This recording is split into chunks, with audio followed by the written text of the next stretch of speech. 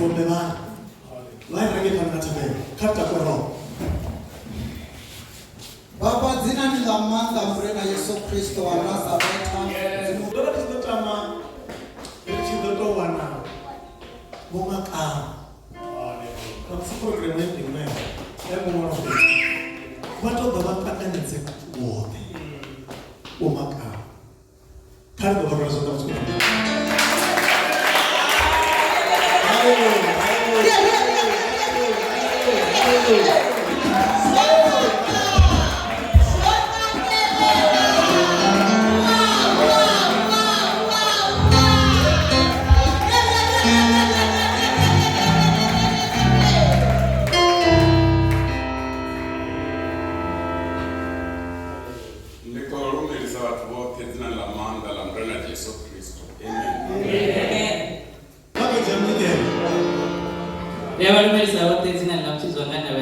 Amen.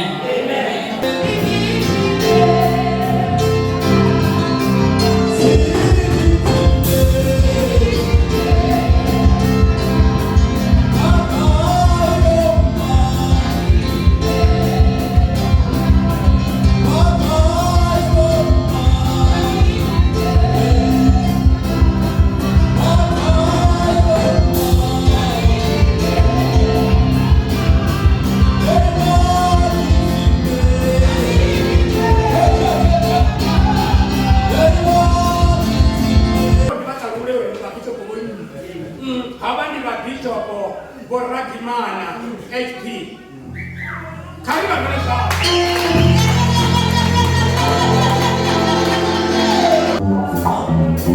Hallelujah.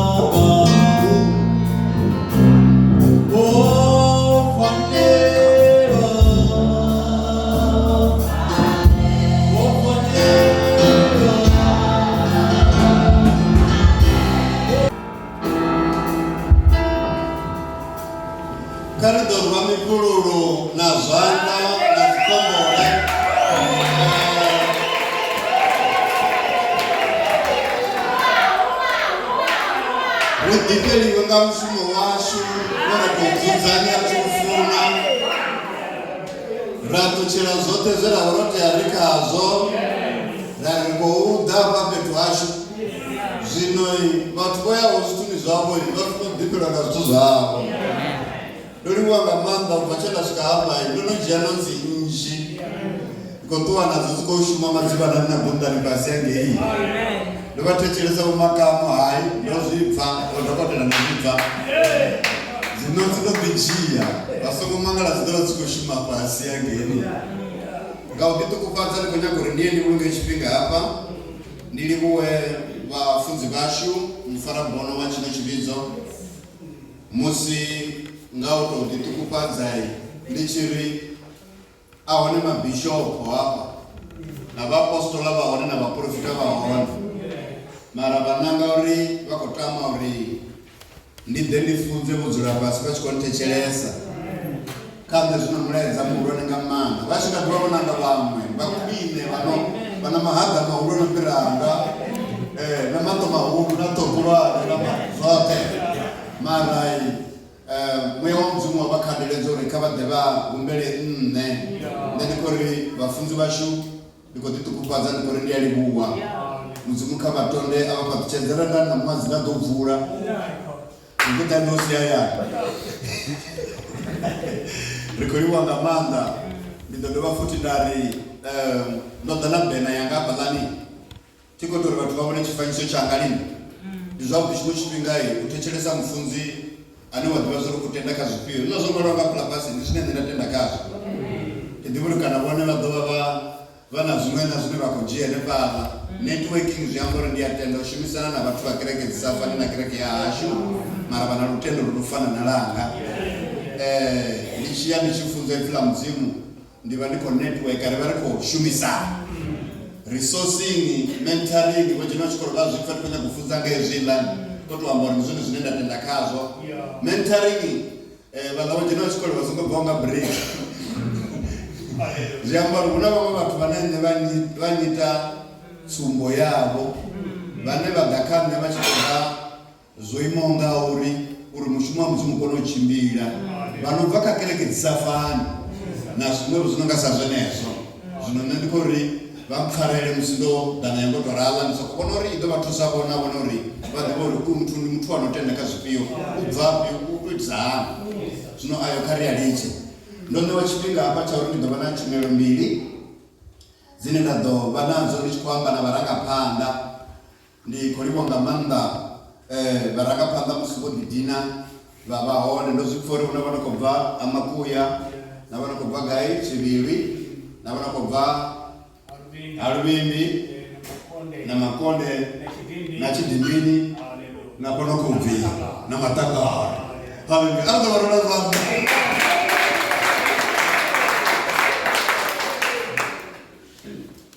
Kabare ndipo digidima ndio jana kama kungu akupala na musika ribali matokera bele mune wa shului maka samdinda chimuni chabo ndoba ni chimuni mketo kamfundeze ndi ambe ala makungo ote wala kevenza abo watu baso sini na nne bachitera votu bare pano chivangareva chiurane uri mushumo wabo chimbire vabudele muzimu vangari shimele vone ngandira ine vone vakotama chishimela vone dzinanira Yesu Kristo amen karimbo digidima ndi munhu uluka chipingani panyagori hei part 1 ndipedze zvako kuti ndipendisina part 2 yainera ndipedze ngamuraho ndozudzanya mapungo apa uri ndidova ndichikwamba navarangapanda hapa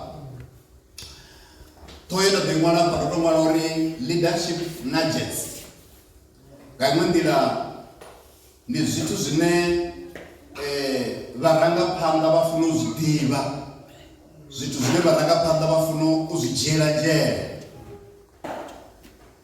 ndichitoma ndambodiri ningamini ndichikotofunza ngaye mapungo ndichitoma upindura ndiyambisa zvozvo ndiyona ndotoma usikale ndiyapedza vatu vahashi bhuguni ya Mirero chapter 27 verse 17 uambiwa mapungo auri tsimbi itutura imwe tsimbi zvino hezvi ndodhapa ndikotovafunza ngamapungo akurangapanda ngaimwe ndira ndodotutura vonesa murangapanda uri vayoshuma mushumo wa mudzimu zvichivale kuchera poindi yotoma ndiyauri rodotuturana zvithu zvinoenda kofunza asi zviswa zvinevone vasatu zvipfawo ndikofunza zvine zvimwe zvaone vafunzi vonozvifunza zvimwe zvaone vone vavachizvidiva mara ndichikozviyamba apa muhumuro murore ndori kariye yotuturana kariyo kutuwezana aralona umwe muliro wona wochikodzima kariye yodhugedzana muliro ndowotako udhuge uchitwa uchiyamakuya ukopisa uchiyaurindi chidimbini chiviri ukodhugani ngei mushumo mudzimu wasa ime rodhera zvenezo ndori ndikandipindura mutso yauri ndinga ndikotofunza mapungu ndikonyagori hene pai ndiye ndiambe nga mufunzi ndichamba na mufunzi ndiambe ngavedisa vanakapanda ndijiyeveini ndinitumanyira mufunzi uri rishuma hani ndidove ndijiyeveini ndinitumanyira gereke uri niyoshuma hani nayo mapungo otendo dova ndikoamba abe wako amba hezo zvedamba zone ozipatira ndidoamba nga mufunzi angontenga angobhadhera endakasibhadhere ndiyadhura bhadhi ndidoamba ngaye ndichipedzoamba ngaye ndamba ngaveini uri nishumani naye ndadova ndamba naveini uri reshumani nakereke dzashe zvote zvinodoziyamba zvitova zvikobveredza zvenezvi filamutumdirikabhuku ya Amos chapter 3 verse 3 navaviri vangachimbirani rwendo vasingotoma valangana ngaimwe ndira uri rwendo ruchimbirei vatu kavatome vatangane ndira matomoni apa kavatome vapfesesane vadhivane haleluya mne ndichitangana navakanivome vashu izvi zvakarekare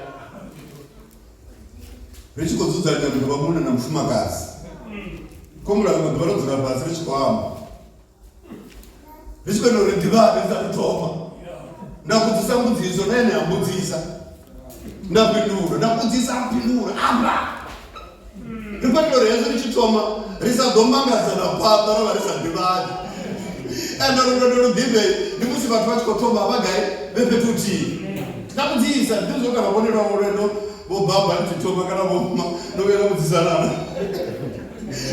Ngoro ziyapita refresh omari diva. Kadumre muso tiela de mudzisana ri. Nono bya nerwala, nerwala na ulazo byo. Abedul.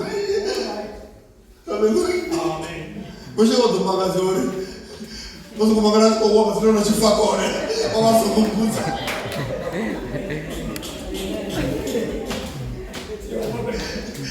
Zino na gereke. Uri gereke chimbile uko teo ribone bapfesese hapa. Na hapa bapfesese beidi na bini mfesese gereke. Na pfesesa gereke ori yokepisa hapi ndokolo shuma nayo. Na pfesese ori bafunzi dibonyi ndokolo chimbila nabo. Kando rola mzungu za tawatwara. Nika dipindura mbuse yori ndingane niko kufunza itopiki. Abo mpa topiki ndokolo mzimuko mkebeza wale mdedi ya mengeni. Chimwe chinenda chakontutuwe dori nifunze hema pungo. Ni chauri. Auna organization na mtii, auna chimiso na chitii. Chinesha gashuma watu bacho basogotoma ba workshop iwa. Batoma ba trainiwa. Batoma ba tutuliwa kurufiano shuma. Department of Education is for 40 Bako ya workshop. Workshop ono kututuliwa mtu wetu. Uko sheruwa mtu mulilo. Uri achibu ya ashime mshumone wa doberera. Ndo dofuza ya mapungo na musi. Uri vone ndiye ba ikisori ba vele dise mshumo ngambele ni mzima kufuna ngaji. Karagore amen lote. Amen. Kale tutakapo ndi ya ubilino kotevera ni yauri. Ndingapia hone uranga pandone na kututuliwa humwe. Hati yauri ushume hone. Number 1. Vabala buguni ya Timotheo Toma chapter 5 verse 8. Ndo vano balaya, madobala kone mako mwana ti. Ni hele ino ambaore, arali mutu achibalelo wakogomera wa mundu ya wa muta wawe. Upiriwana nga mtu asa jenikereke kana nga mtu wa mwedi. Arali uchibalelo wa kuranga panda wa ranga panda muta wawe. Jambo kuranga panda ho, bufrot koma ayani. Uribone bakone kuranga panda gereke ni, bafrot koma ukona gereke ya wea hayani otomo. Ndori mrama. Amen. Zino hii vese chiamba yali.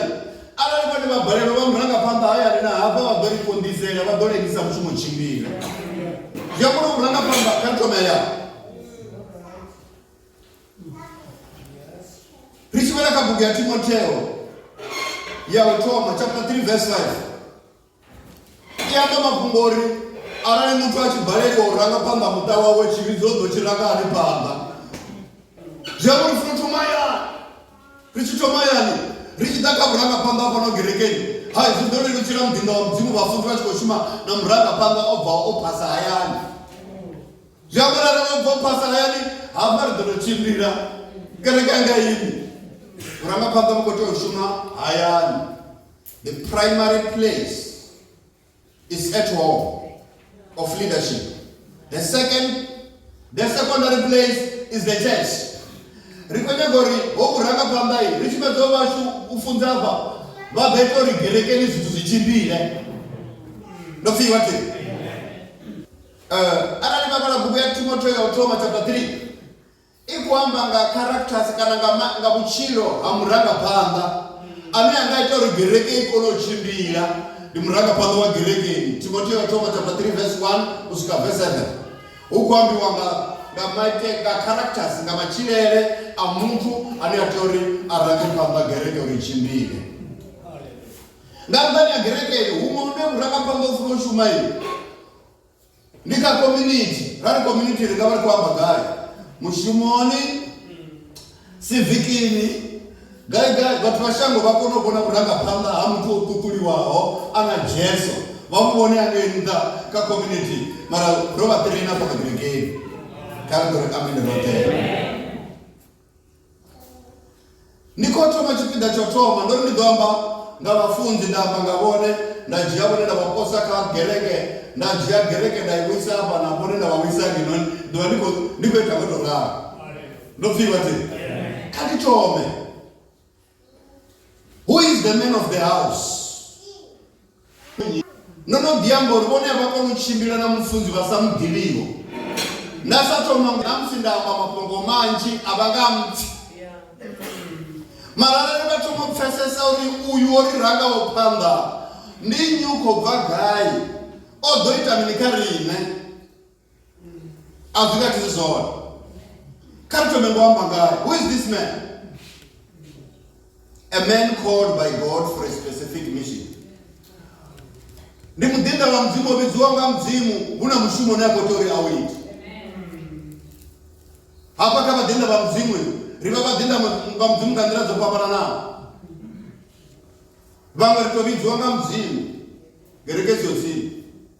Vamwe gereke kuranga pandato nanga rikotama wechi wa mfunzi wacho. Bara wosusumedziwa nga mya wa mzimu gabra. Ati kandira zopambana nao. Ridozipfa parichapanda uri mapungwa yachibirisana. Zvinongeni kuri ndi mudinda wa mzimu obidziwa nga mzimu. Number 2, ngotabanya ndidoro ndikofunza zvezvi. He is a vision bearer. Nzumbulo chapter 2 na chapter 3 ndokala yani matumamfarela. It's a vision bearer. Ndiye ohwala obono la gereke ino. Ndiye mufara bono. Buguni ya Nzumbulo chapter 2 verse 3. Riyafanga mafungo amusi. Dormi. Nzumbulo chapter 2 verse 3. 3 minutes. Andebala. Bisa dutanga isemena kwa tele. Chapter 2 verse 3. Okay.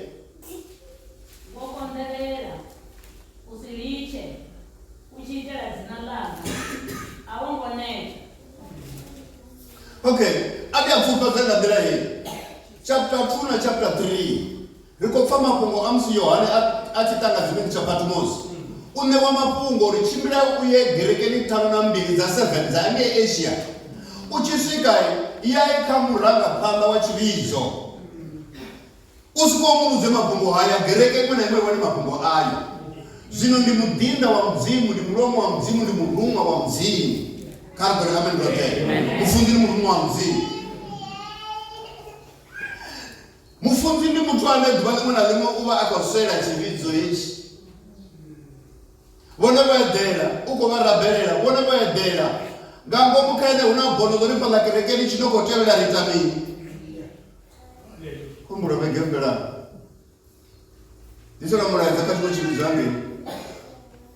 Urona zino zikotoro zionzu zanyiu. Ichito 3 o'clock ndakabo. Data tabelo murena kama mfundezi uri ndiye ndio solvela taizo ngandile ndi kuti bakutoda dai. Azongo chafara. There 4 o'clock, 5 o'clock. Ichito sigisi no kudivua. Ezi awala zote ezi. Ndali kwa ele kanyanga uri izo zichimbile. Mushuma mzimu siime. Nitizani. Ndi mdinda wa mzimu. Haye deli wale wede. Achiko ite na bone, uri zwawo zichimbile, zwa gereke zichimbile. Ndopira. Chipinga chinji muzima chiamba naye, wamba naye rinderisi yotsini naye. Utanganedza mileze ino kuda hapa, uri gereke chimbile bone basi yotsini. Ka Exodus chapter 3 verse 7, flamzu mviri muzima darela mushe maniso. Awona chitaka chichiko uswa. Zwenza chichiko uswa, hambo bidva mureza chitaka. Mureza ukoda chitaka mushe, vaisirele basiho. Muzima chamboro ndiko ruma Egiptangeli. Vaisirele babasi yotsini. Mara awona mureza aete. Na mufunzu kuona mureza aete bone basiho. Yesu chimunekeza mureza achida chifunzai. Bone bobana zvichiko bvavo ka level ya understanding ya zvitu zva mzimu. Vari vafunzi vafunzana vatu. Masina vafunzi vomudzwa mapungo avo uri taedzewe itandururiwe. Wako udziwa usiku kana masiyari kana makorera goloi. Uri una pungo kenikani wangu gerekeni una mtu anodotsoza yanga avo. Ndiye kwanza ndodofa mwachiri hayo ufunzi wanga vatu wa gerekeni. Ufunzi wanga vatu mudzimoto ruma mtu uri hambe na vatu. Hallelujah. Karibuni amen brother. He is a spiritual and a physical doctor. He is more than the doctor there. Hallelujah.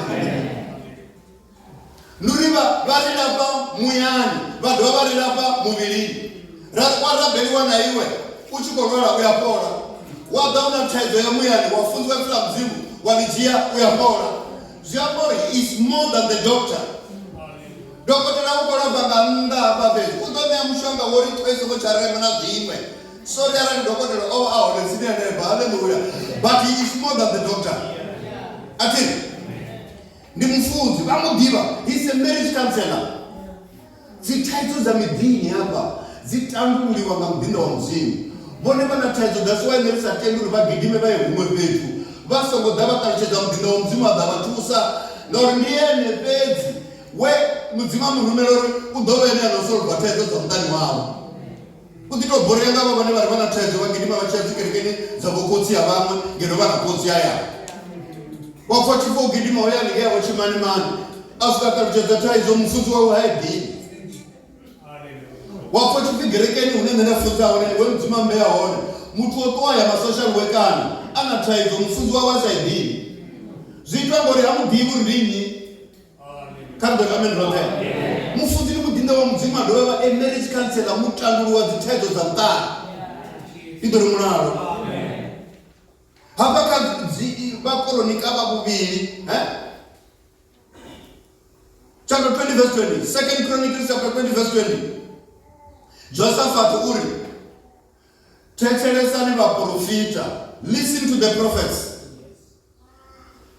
then you will prosper ndela pandela veni hapa kada mabari ndela pandela ya baba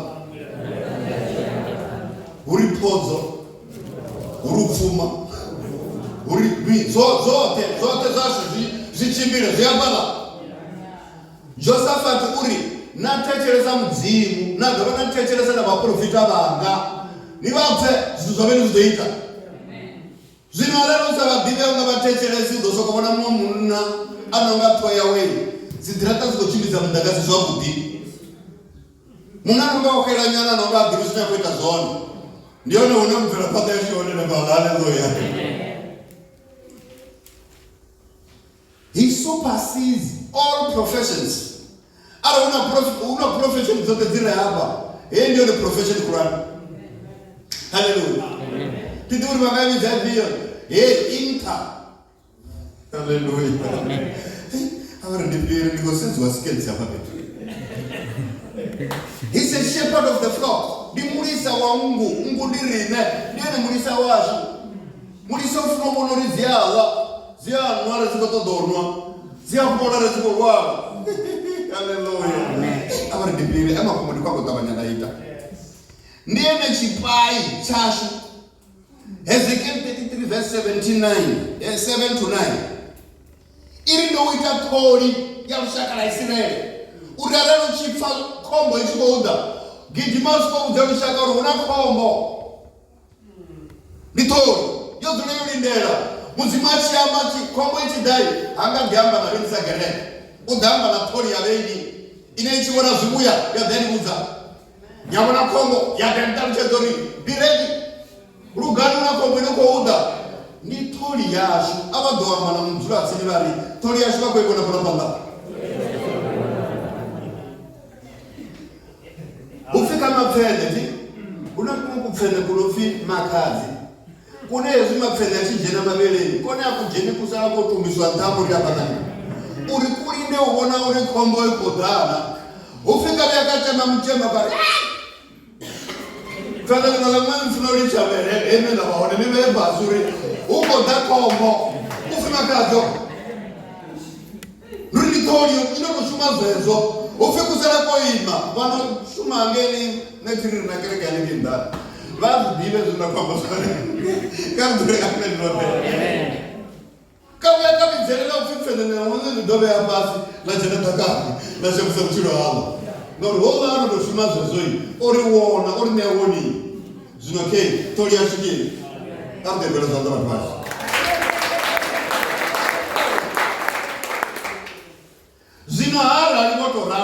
Number 1, don't compare him with others, because you will end up criticizing him. Arayani chivo divore ndi nyula. Nisomo musore na musasaraza. Nga nisomo mubambeza na bamwe. Nga runa mubambeza ini dona safari na bamwe banena badiva na dopezera no musoro. And nichi musoro ndo bani kweta application yo sengwa no gomba mzii. Ngofika awuzomzwara abantu bona basaphenduli uphambo amaphambo okufa ayakho eprema awufanga ngombo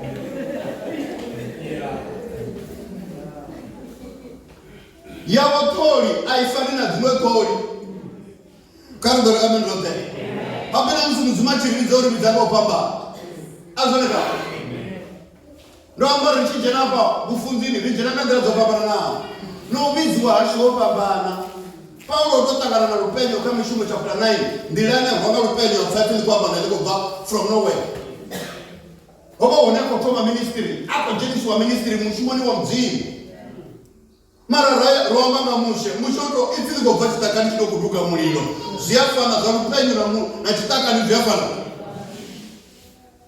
azwani mbizo zachi zopambana. That's why na plaka ba Ephesians chapter 4 verse 11 itlam jumliri vangovoto vaita uri vave vafunzi vaapostola vambi vamafumbo madiva vaprofita vaminimini zitoitwa nga mdzimu yangopambana ndira ine mne ndafunza ngayo sindira ine muivhangeli yafunza ngayo kana muapostola kana ni muminimini zvezo arva ende vasoma vavari vambedza vari hai one vafunzi ungaula aringovidzofana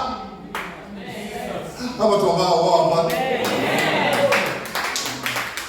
wabo hafani na mumwe ende akafani na mumwe ngori wangotoma afana na mumwe kandori amindlote ndo amanda Timotheo yotoma chapter 3 verse 1 iri onangaho mushumo wa bulavelesi unabotonangaho ndari unabobidzwaho unabotoitiwaho unabotonangwaho nga vatu nave vatonanga ene mutono mara vote mudzimo vanga muraho hazo avafani. That's why when you find out what you give me, what you are getting, then because we don't see corner there, but I don't know. That don't know we are there.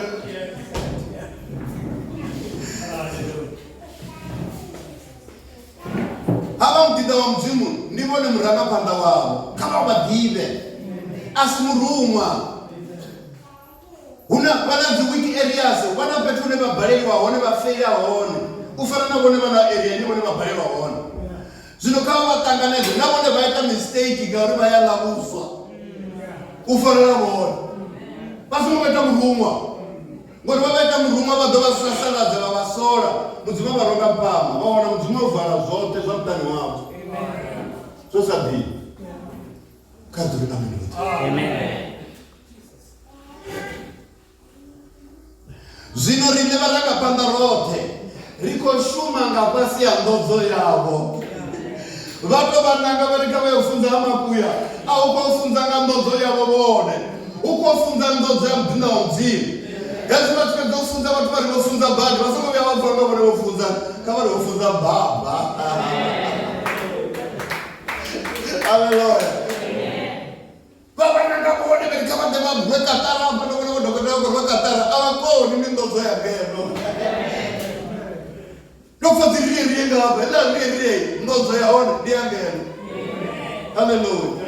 Ende vasongo vanga vobya vari tipango vambo dijena namani vosokori yana nikona bhadhi nekunisokoliga ndikotoma kereke yanga kave votoba tasika vakwela madhuva maviri abva zvakoti pe kuri vadhuva vosiya ndodzo murawo wangi karadharaamekuti ndikadzifuniwa kwakutuli kichimwe chiva zvingaiteya vane vachanzi vongwana vadha vafunza kamanda vatu vari vori kufunza bhadhi vafunza kurisa vafunzi avakuzvambisa zvone ngori ndodzo ine vone vakushuma ngayo asiyavo vone ari vakangoivona ri asiyavo vone kavabve vone chikoto vachiwisa ri vasongobva vari vakuya kubva kavachimbine vari vangova ri vatikadhishuma ngapasi yavo ranga pamba agereke hei une mufunzi ukadhiva hoyo ari rusina mumwe panepanepa ikwambara vavangavapasi yavo nati. Haleluya. Ari vatikadhiva ngapasi yandodzo hei. Haleluya. Zvotochimbira zvakudhinga mari ndofuniwa myakobekuri ri vasongo munyaza vasongo munyaza. Hallelujah. That's number 2. Don't despise him. To despise is to look down upon somebody. Vasongo mubonera pasi because of physical stature. uri ndivone mufunzi wavoyo azvichitamana ngori vafuna vamurapfu munofanana nne havi mufunzi wavo ngauri avamurapfu upirisa vone kana vamudhene mudzimashimingo ravo una mudzimashimana rwatu vapfupi vapfupi kavo avavakwidzi haleluya una mudzimashimana rwatu vasekele vaongora umwe akushimanga vanafuravu umwe ashimanga vachena unoona vachena pezvini vachena chena umwe ashimanga vatsvu noti vabzupedzi atsuvati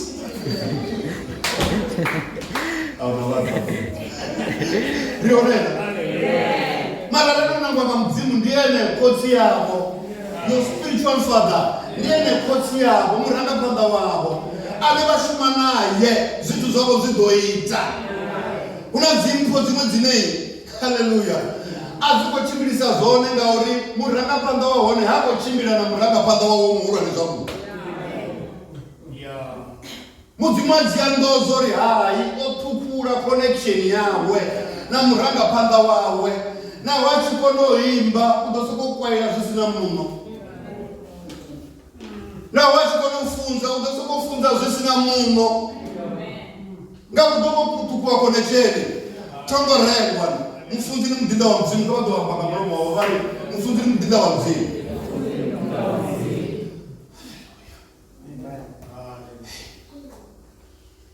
ndiko ribasongo munyadzanga uri aba mbuku ndiko mwana apanda ri Paulo over na problem. He was having an eye problem, eyesight problem. Over the problem yobolo ufyo basaboni zvabudi achibonera kure mara mzimu mubiza ora na mato wasabonera kure. Haleluya tiri ngandani ya hizo basongo mujaja ngandani ya hizo obana achi ana chitabe chisavori muzima mubiza na chitabe chao ashimangashi ngandani ya hizo oba chikotobora batendu bomrao zvambo ni basongori bachitanganedza mufunzi wavo vatomora veresa background yawo ngemurawo vachichirisa hana muzima shindorara ngauri vakorenta vavuviri chapter 5 verse 17 flamzungiri areka Kristo ndichivumbi chiswa zvirara zvopera asizvi obverera zvisva vachinyangochimbira zvavudi namudinda wa mzimu kavatende usalaveresa background na usalaveresa uri uyu mtu otendisana ndi muhuru bungapani. This Friday ndikofunza memorial service Begersford. Ndisatofunza hata kwa mumuna mfupi kafunzi. Yes. Hakuna kwa mfupi, unaona chini. Ndio uyu mtu utoamba mimi. Machitakuwa afunza kulisa mafunzi wote kufunza ule duba. Atikofunza ndio prophet kwa mtsira baba. Ndio afunza ndio na dipenda na sukumanga na sukumisa zamba memorial ali bogisi ni hapa. Ndikuzikora haleluya. No hangwa. Mudzima shuminga chibumbero cha muntu. Abeba yembi vanokono imba bad vasize TV. Kwatanga mama ni. Mara baimbi zoi. Umuri musekele mara baimbi zoi. Asa mzuzanda.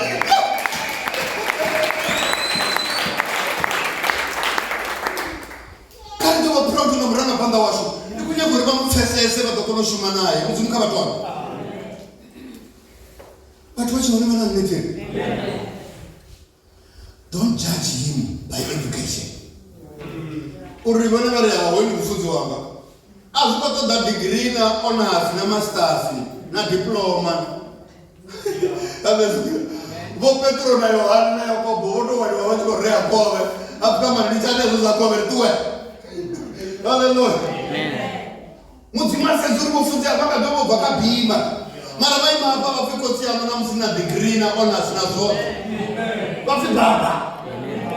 Hallelujah. Bori hashiminga uri mufunzi ogumagai. Bori modori aba big technology. Go baby wa before technology BOB. Ninga pana mfunzi wa BOB. Nikudinda wa mzimu ni BOB ni kuzi. Kama ndori amendote. Don't judge him. Don't despise him by his past life. Don't diamore. Arisezi kuchira mrao. arasidza kushira murawo musho wadazungulizwa nga mzimu Paulo wadazungulizwa nga mzimu one mushe munawo kakamera munawo muraya muntu mudzimasa kumubiza mara mudzima shumingaezo nabone basoko shumangazo bonekedzwa mbindo wa mdzimu vodhapa vaona kuti vafunzi deveneva kavasokondilwa mdzimu vari ndinakotsine auna zvinova kufanana musi unisina mufunzi kerekei inavegetakwedzi dzopira dzote rikobuluka vafunzi votuwa gereke dzosera dzotungubara zvinorani nani namufunzi natamba ngaye ahei andidivi paini yotuchera vamufunzi ndikwamba zvinokotevera zvemavo nechisauro freda ragonya makofanira kwamba zvabhekasona ragonya raga zvinhu namusi makonde ako vazvidina ahuna zviti zvinovava kufanana musikereke usanesina munhu akapanga avazvidivi vapo nandikwaamba makomba practical uri mufunzi nimudhinda wa mudzimu vatu vasangotamba ngaye iyo avaribikirere pamba karidori amen vote hajajuinga mbingano marriage uri ave mufunzi wanu uri ufuna kutochata asimara asagochata asi mufunzi wanga boti mudzima zviinga mbingano Salomo ndi mwana wa Batseba ndi mufumakazi otoemuriwa nga bamusana ku Davida baya bamuchinya abana mwana wotoma aloba mudzimori angachiri wamuviri atevera Salomo ono obebiwawo miyawo wototondoliwa wotojiwa zvisogoteya wokulaiwa mune wavo vadhava vamufumakazi wavamusanda mudzimai ananga Salomo mwana wavenemo vane avongomara nazvavudi mudzimai shuminga mbingano uri kojenisani mbinganoni kana nembinganoni kana ningagaina karidore amendonde murangapanga rikori mudzimai shuminga mbingano womarwa kana vongomarwa haleluya vangava vatongomara vangava na mufumakazi kana vasina vanarari vamudhinda wa mudzimu ndivone kosi yavo kwenego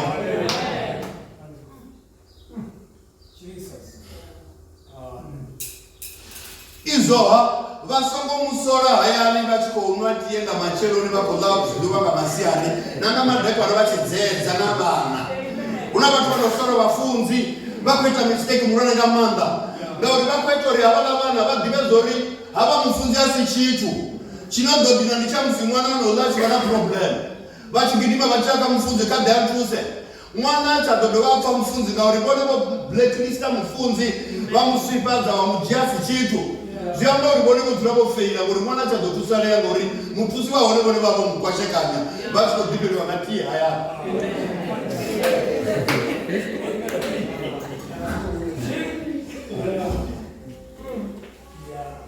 izoha vasongovuya vanana kuita blanda yeneyo yomusora navana kana vamuna vamusora namufumakazi haya loralazokufuna vapofuzi niriminingavo zvozvoramba naimo nazvo ingwe zo zvinhu vafunzi vasokori azvingaiti bona izoha risongovasora namirado yagereke una vatu vanochimbira vachamba vafunzi apagirani ndikwamba kagereke yange tagogogodoti kayapana vanochimbira vachisora vafunzi uri avo ngozviitisa zvone nandikoti vana problemu vasongokudza membara kavaika vafunzi vadodesa tukutsiwa vana taidzo vasonosora vasongokudza taidzo yavo murado wa gereke kavaika vafunzi direct vane vava mufora bhoro vatodzuzva nemafungo navone vanichoshera muya vana karidoriamenote zviri kwasera gereke zvaridifendera gereke ona una imwe noima na vafunzi naimwe noima na vome naimwe noima na mukeguru karidoriamenote kuza nimudhinda wa mudzimu hasoliwi na membara vakorova membara mane vatsimuroivona haleluya ndikutoti vazori muroivone hawapa owange kokoko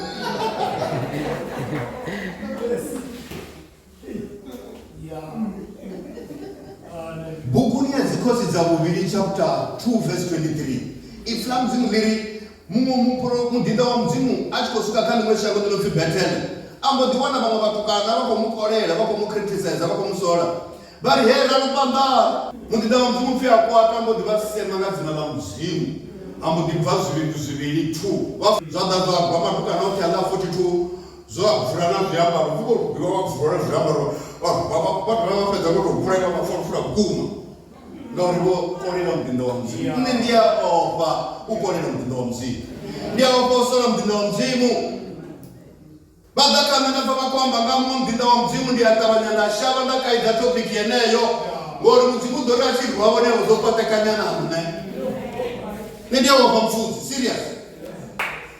Tazimeta ngaba mbuku kana ofunze aso ngufunze. Mara aba mdinda wa mzimu ndia opo muamba. Aba doza mtodroti na mshia kule bali ba ope wamba ka mdinda wa mzimu. Basa do dia apply now. Yes.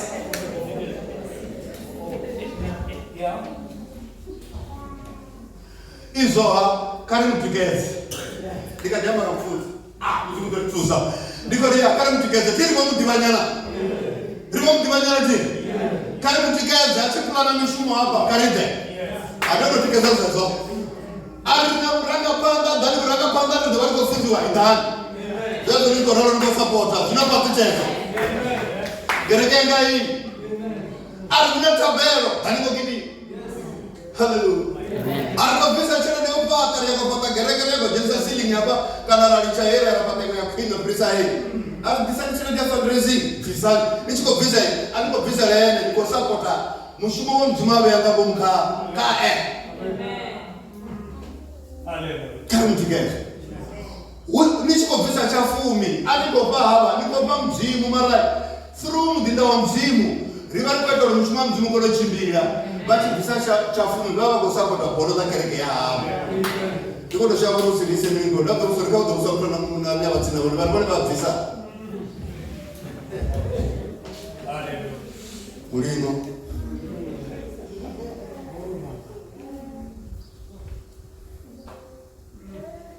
Second Kings chapter 4 verse 8.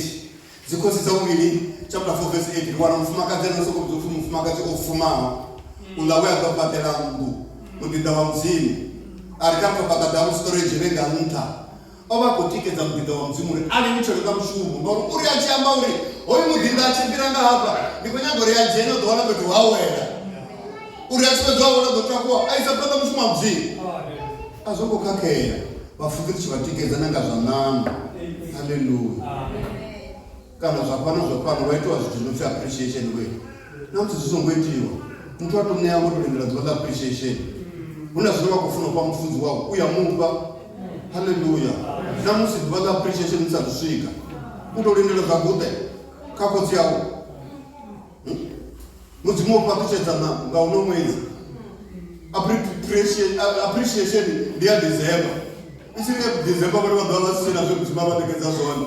Asipina zozo mzimo wa frera ndela mama deni bafundiri la roho tekoro bali baba wanga. Hallelujah. So just kids. Don't judge him by age. Mudzimachi shuma ashiminga mkala, ashiminga mwana, ashiminga munna. Ushimanga watu bote. Hallelujah. Ndiye aba mfunzi nizatwa na mfuma kazi. Mara difficulty yabo ndora. Hallelujah. Amen. Jeremiah obiziwana 17 years, chapter 1 verse 5. Ana 17 years, muzima mubizana ndo nanga ukadwa mubulini wa miao. Uri ndowita mfunzi wa zichaka. Ndo ubizo ati baby wa ati tomo yoshuma mshuma mzimu. He was 17 years old. Rama ka Samuel obizana ana mwami kana 12 years. Uzimachi amba naye mapungu magumu. Zino mzimu hai ngauri ndingapa. Kama ndiye ambaye mapungu ndiko yangopeza mapungu yao amba mfunzi. Watu wako nziza skills na maana.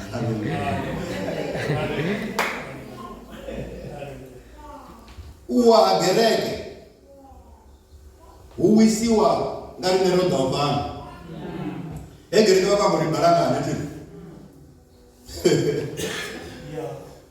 Ai baraka ni unga uso kodao. Wani wasabaraka pada. Iba go divide or reverse Rwanda. Ai ka divide unga wala waso kodao ndo takasonda. ido divaitwa ngavamwe vavaranga panda ende vane vavatsinisa navafunzi vane vavahoneneva idzoledzosa mara vatochelese izi chichinji uri hegereke ibvelele vatu vasho aingabveledziwi ngavateveri idobveledziwa ngarenge varanga panda uwaruwa gereke hei nastandard chagereke hei ugeidzwa ngauri rine rikoshumani na mfunzi washo ndioneka nipamba ribone chandani apa mudzimu vananga avaimisa kamimo unevone vavakao haleluya achikatono mushuma mudzimu chimbile mara vangakona uwisa vanhu vavakona uvhusa vauchimbiza avadzegolera kudzvanga vari veingakona uchimbiza vagera uchimbiza vagera uchimbiza rinapa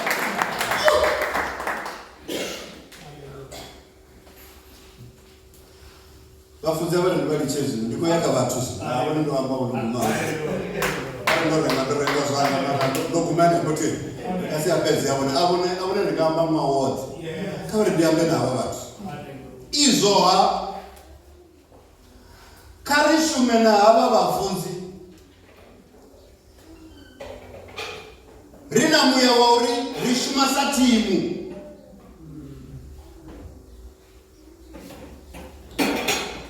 ndotomwana panga chikuwa changa chisingofundira ndari I'll be here to pyramid teamwork kavatandorezi vamuranga panda vapa rishuma satimu sachigwada hechi chigwada chinera koshuma nacho andikwatise ndiri timu ya bhora vakavera timu ya bhora riti hava vakutore bhora rivashuma satimu mara huna kochara ati huna number 1 2 3 4 5 6 7 8 9 10 11 mara huna kochara ino kocho renda timu ishume zvino rinekaritende uri rikotoshuma satimu sachigwada ari komiti yavasu akaishumesa timu mara kocharewo ari mushumo wavomme kaishumesa timu rofarana rina bhoro litini rinofana narine murakapanga vashava navo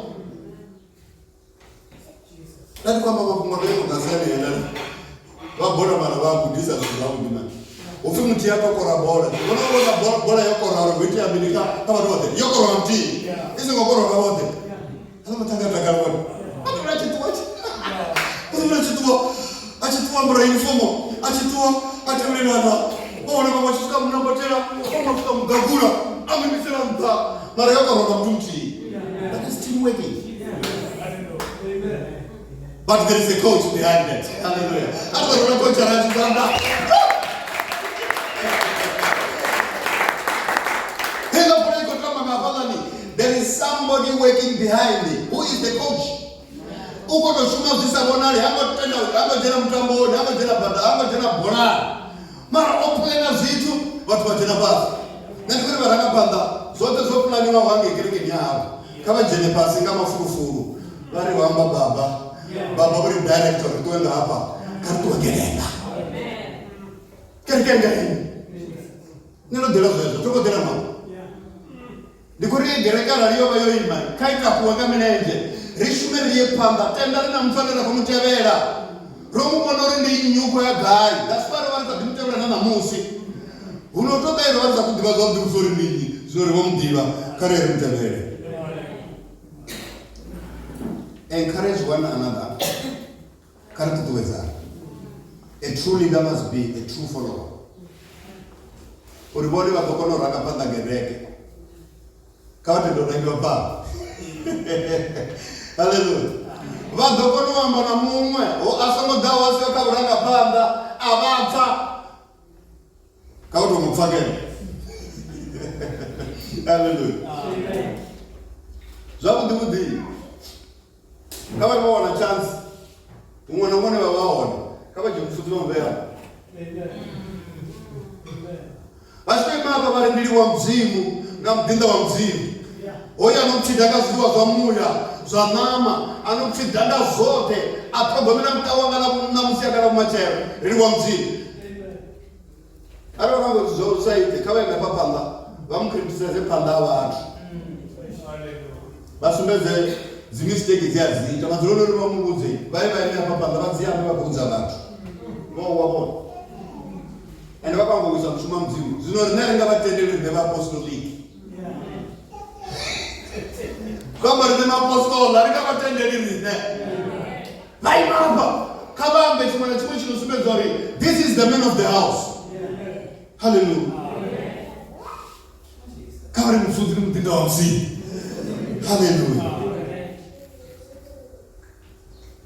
Atiri nechidhapa rona mwanga vafunzi ranewadzi buimo kusafani vamwe varanga panda mabhende vamwe varanga panda makomiti yavaswa yavome vamwe varanga panda matabero kaono uranga panda une vone vavakaho kavashume ngofurupedzeya vatikedze bono. Hallelujah.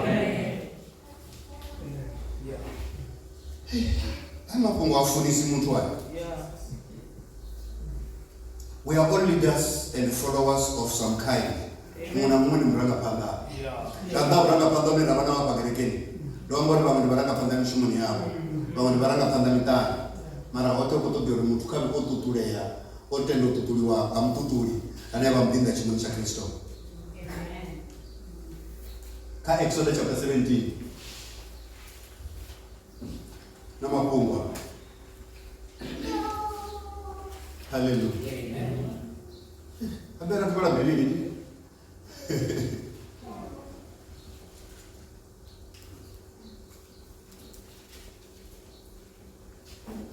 Wala ya. Na mapungwa kala. Ni Aaron na Huri na Joshua. Ni barabu kema. Bako tikeza bono la mdinda Moshe. Ati hapo unangwa ya bameleke. Balangana na mdindari. Imi Joshua nikokuwa na yangwani yake. Niko jama sore yana kwa na yangwani. Mara hoyo Huri na Aroni vadosara na mengeno chawa. Hallelujah. Amen. Hoyo Huri hapo kudobo imatungo heshi. Uyu Aroni imatungo heshi. Vatu wabolinda uri. Musiyezi mushoyi misazanga ufigulo lo walichibala wa Israel. Musiyezi neta wa Israel wako kundi. Hafuno yezu zanda za musiyezi chineta Aroni na uri wasutakula wasutikeza.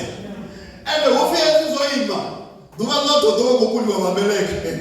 Kato kameri lote ya imandila ripamba rumini rinera tikeza mdindo wa mzimu mushuma mzimu wanga doima kagereke mwana imwe kuna watu bararwana nene watu badili baone bana bakotea babone namba 1 utika mdindo wa mzimu uri mushuma mzimu kono chindira baone bararwa tori bana dawo zurabange kana zurabange atigiri mara ndiko ne kabararu bana otoma bana batsina mdindo wa mzimu karime Huri na Aroni Joshua kweta mshumo wa wangeni bana kweta mshumo wa baba we ba delegate ro wone mushumo udiba mushumo ba delegate una ba watu wanokokikeza natsini zililo zira mdinda wa mzimu Yesu sikushuma mshumo wa mzimu.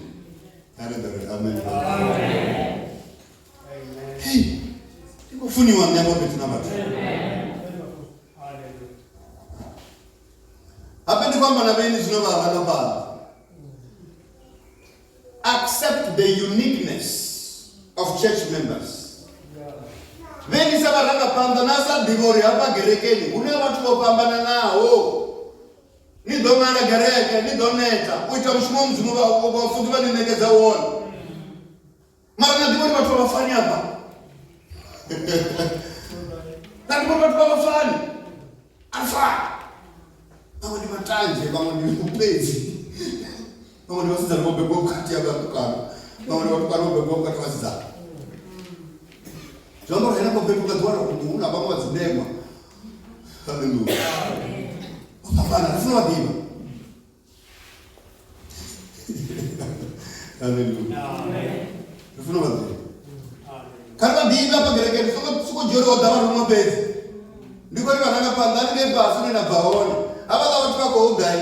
The church is like a hospital. Sibadala mtapata wangapi na huyu watu wa marwazo upambana nao. Ende bakora biwa na gerekeni hodama loze banji. Muranga panga kandi bari gereke ashina balozo basafani. Na bachifakole baho. Na bachibibaho. Na babiri baho. mara mune kama adjust nabo chinoko to dem chori mune kama to bendile ri aba bathu ri ba shandukise ba rembuluwe ba jene kandile ni aba kuma bapole Zezu ko bafunza ko banya zipilisi zinjecheni uri buyani ni pole ndo beni belele nite zitwa ngabana bamzi Anda bora mzungu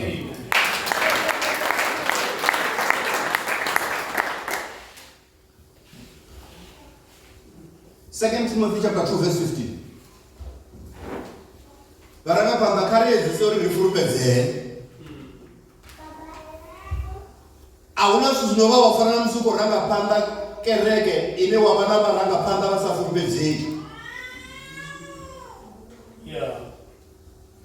Iwo kopata vori vakotutsva kanito. Hati vafundi vona vesa sufunza. Mara una mumsadzi abala kereke haitisi zvone. Mara ujena kereke yavo chino dina nichauri richi kereke ndoswera wana kwa mune wino. Oi mapanda wene teke.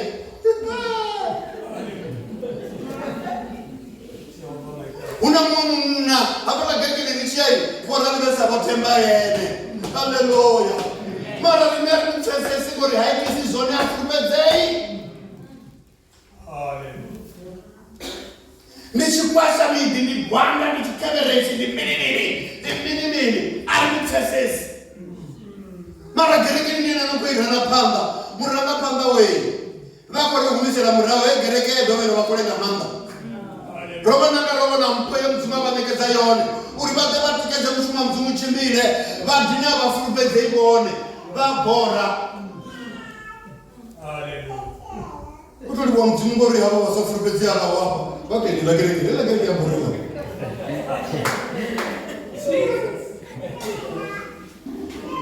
Hallelujah. Amen.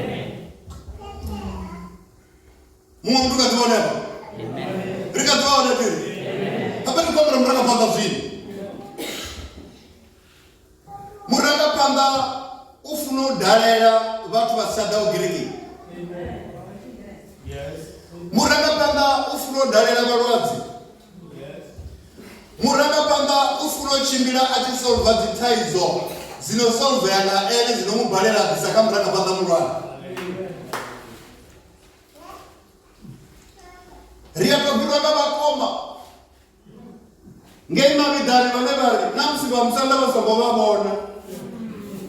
Vadopa vachiri libva musanda akeni. Vamusanda vari yowe nodi musava tuti musivatombo.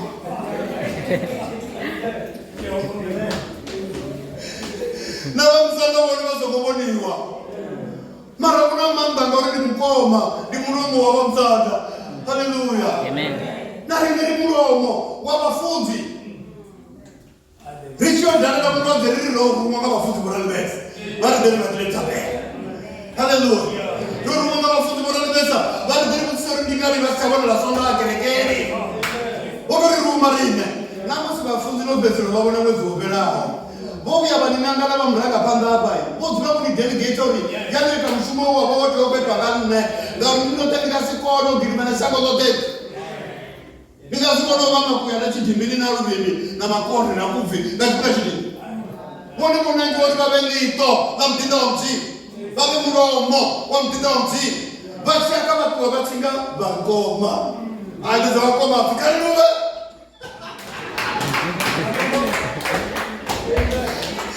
Zichikwamba zembe na msada. Afrikari dome. What a challenge. Vone echo chiduloi nasonda vanhu vazochidula nyinyi. Ende unasonda mbiri mutu wone avamuboni aziva kwavo izva vafunzi. Vatodzoserwa uza mutu dzona dzvachidaya pemune kona yavo mara vamuboni hazvivakwatisi hazvina nataizo navone vone vamuromo valiki vamudinda wamdzimu. Kariyeri yoshuma mushumo wera delegate vavone ni mushumo varanga panda vagereke uri iyaruwe ni mushumo wangu uri dzitwale asi mushumo wa mume wangu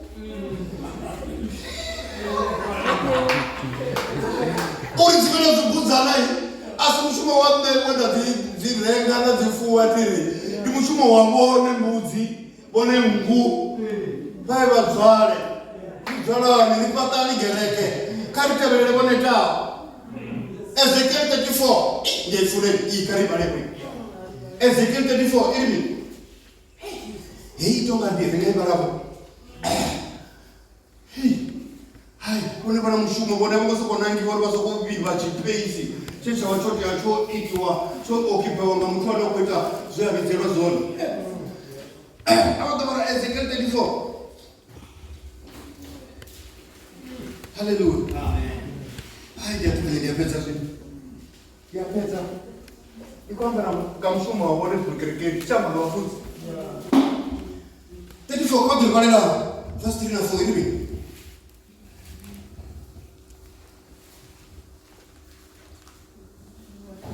Ezekiel 34, 2 to 4.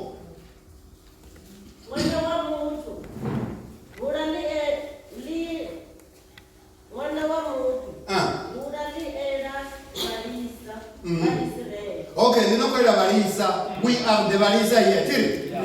Ribaraka pandane ribalisa batuku kamulisa ngulu hapo. Kama ndo nibalira lolo.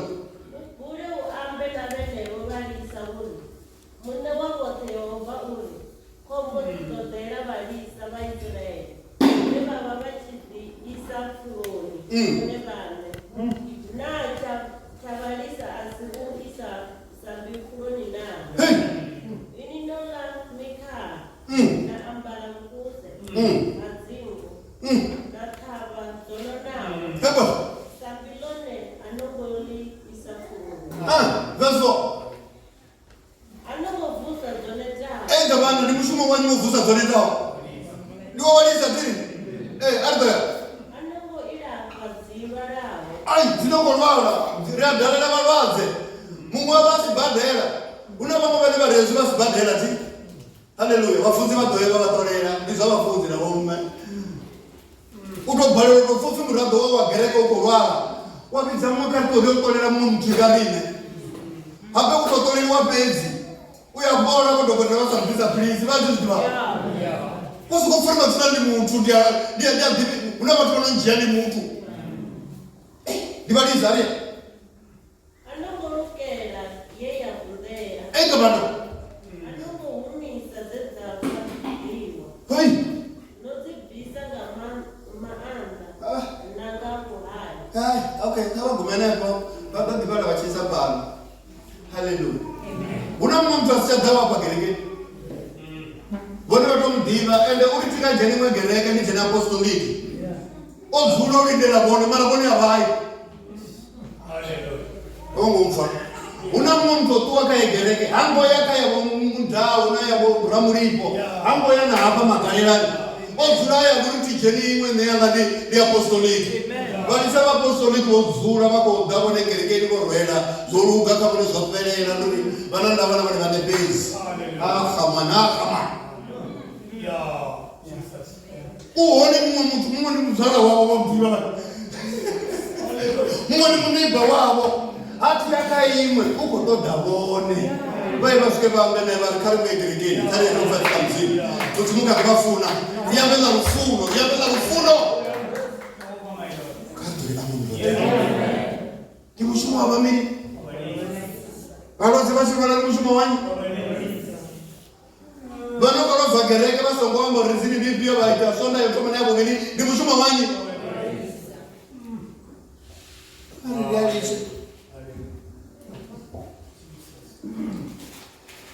Uyanga buku ya zikosi za Biblia chapter 6 verse 1. Struggle to see the need in the church.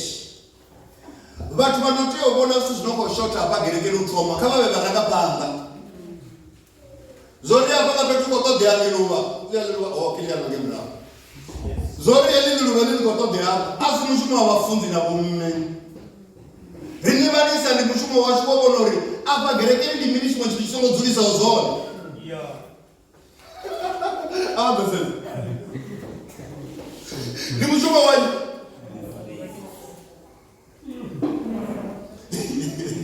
hapa kazi kosi za Biblia chapter 6.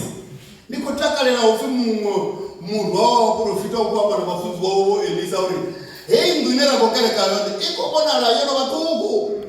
azongwabonga vafunzi zvoambiwa ngamulisa asikwinena vafunzi ryaka vafunzi rasvikaramba navo then vasikwinena ritori mulamboni ake riyotoda matanda riteri extend yakapedza onova uduku zvikwambiwa ngamalisa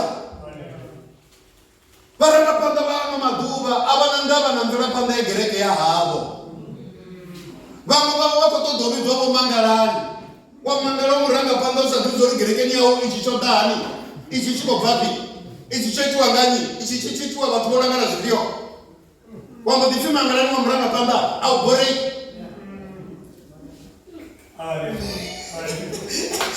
haleluya vamangala zvambori avavoni todheya kerekeni yahavo voni avakuvona todheya vakuvona zvoperera zvodani azvatupelera ndigai umona kotodori vadena muhumuro vona humuro toda muhumuro wavo pezi namusi vasina cherede mara vadisa muhumuro rekunobveredza zveimongao uku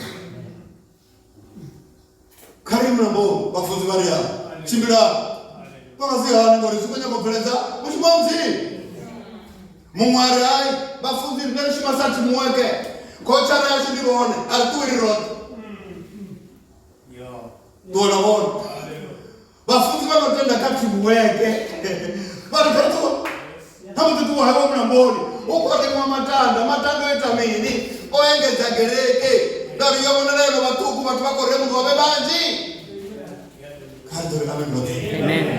chinokotakadza tichori kumusivani ngei fiwavona mumwe wavotohadzima mbado ukoremiwa ilambado yako ndikunu yako ndima dziri kumwi akavatedzerese makungu anodhimba kea honda ndi mumwe wavarisa achitovononotangana na problem hangovidzerera mumwe muthu ovidzera kotsi yawe ari baba bado yangeola mami haleluya ndirikati muweke ziyadhipa vona taidzo yavo ndi taidzo yavo dhakalo lavo ndi dhakalo lahavo ubvelela havo ndi ubvelela hahava vayotakalala livone vatikobvelela vana problemu isinovakwama vatakuchedza vadhi vaisolve upiolani vafunzi vachitori igai mbado yawale yomoneneba nditonga ndikozvivona yomoneneba kuti ndauzumachidai amuhevezori aite mini jiyai kutanda jiyai kuminimini upose apa vachitoposa pava mufungi mbado yamodipapama hauna zvitu zvinodhipa ukufanana chivumekini otimarope richikoshoma na mufungi washu mudzimu yava mukati arine anolemuzva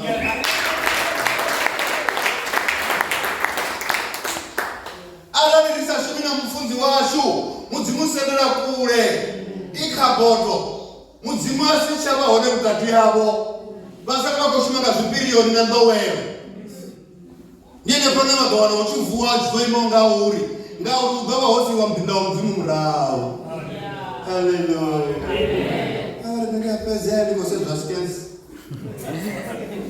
be transparent to your pastor kava vekagara wala mfumakadzi wambari hembadwa pendo ikoloda nano ikoloda baba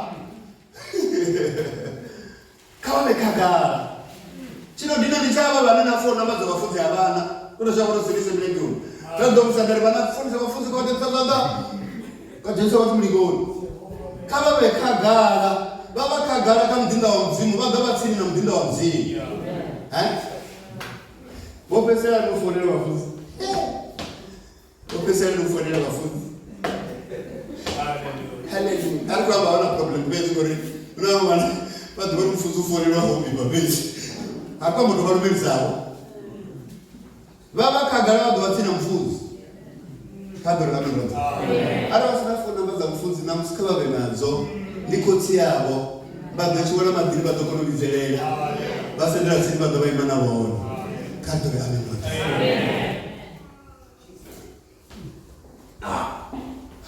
ndikatofuniwa ndiyapesa the leader must be ahead, must be an example at all costs. Muranga panda ukofuna ubapanda ufi muranga mini ukofuna ubapanda kachimwana chimwana kagerekeni ngori kwamba kuno gerekeni number 1 ufuna ubapanda kachipinga Murangapanda unosvika kerekeni kachipinda senosvika olenga. Amurangapanda vana varangiwa panda vonosvika.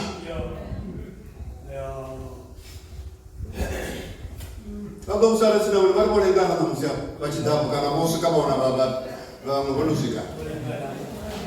Akamwana tekisi kuti yaerenga ngori badano nazvitoko. Badano nazvitoko.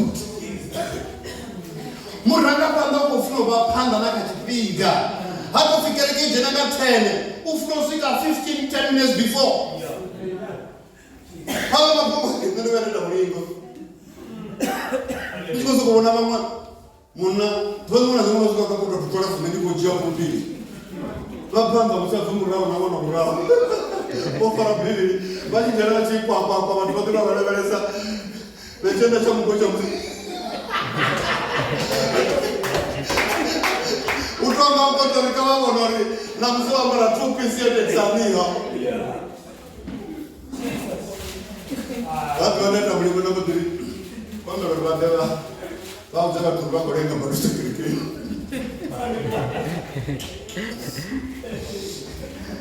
Mulimu atunongombera farira ndodororeke musi. Akona wangu. Mara vatu vangasupfe. Hallelujah. Vakasupfera kuamba kuzuva zizviti. Hallelujah. Rikuri murangapambana miri nachibinga.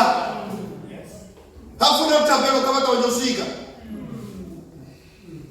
Murangapambana ndiye namba last kutuwa kerekeni. Namo murangapambana vana ezvishofi amen yapagana uri kupinjira vakakete. Hadimina zuri kerekeni zvosara zvozuzarisani. Murangapambana katome yatende vateveri vakuwe vote. Apo norinyimere dzodzuzana zvakubhiyapana mafastero ovhariwa zviri dzodzura une zvatodzura one onotori ameni beti dona mofara kukwanaka vakupinjira nakete akana avadhimureke vapo vamurisa naworisa gerekeni yavo henepa. Hallelujah.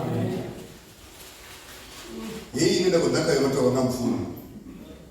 Murangapanda soko dagerekeni wahwara posvo yavo kana yemukadzi wavo kana yamwana wavo uri kudongodori kupfiwele ngori ene unoposonga mani ndomori poso zote dzipasaidiyo atiri zvinovadza kuhwara posvo hazvingaiti mbombiri hazidzuri mulindi mutii vone vakugohwara vafuna vakapa.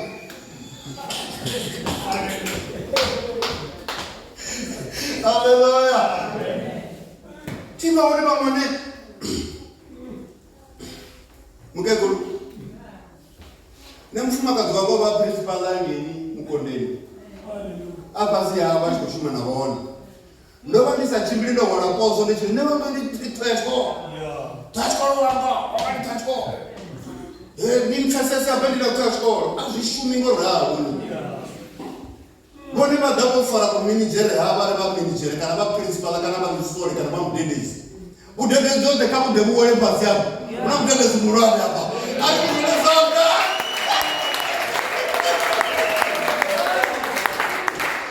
Mbori alani basatendo vanga basi. Vadova na muligo onyangopfiwa. Ende vamba vangatendu haneziwa. Ngauri bone vohwara poso nemwana ngaurera chidimera. Nemwana ngaurera pilot is a pilot. Rera aeroplane. So aeroplane na mtinda wa mzimu hapa na polo hapa. Zitumana zitaka. Amen.